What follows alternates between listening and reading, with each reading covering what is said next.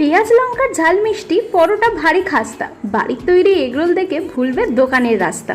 কলকাতার বিকেল মানে তো চেনে একটা গন্ধ, চরচর করে তেলের ওপর পরোটা ভাজার আওয়াজ আর পেঁয়াজ কুচির গন্ধ। কিন্তু আজ সেই চেনা ভালো লাগাটার রাস্তার মোড়ে নয়, বন্দি হলো আমার নিজের রান্নাঘরে। আর বিশ্বাস করো, এর স্বাদ দোকানের স্বাদকেও হার মানাবে। বাইরের রোল তো কতই খাওয়া হয়, কিন্তু নিজের হাতে যত্নে বানানো এই রোলের আনন্দটাই আলাদা। এগ রোলের রেসিপিটা শুরু হয় ময়দা মাখা থেকে। প্রথমেই ময়দা নরম একটা ডো বানিয়ে নিয়ে ঠিক এমন ভাবে পরোটা বেলে নিতে হবে। আর তাওয়াতে যখন এই ডিম আর পরোটা যুগলবন্দি ঘটে, ঠিক তখনই তৈরি হয় আসল ম্যাজিক। রেসিপি কিন্তু বেশি কিছু কঠিন নয়।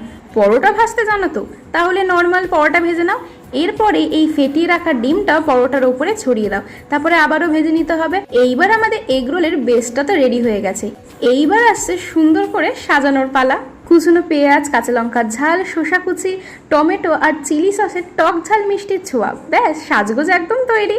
এবার শুধু সাদা কাগজে মুড়িয়ে নেওয়ার অপেক্ষা। বাইরে মুচমুচে, ভেতরে নরম।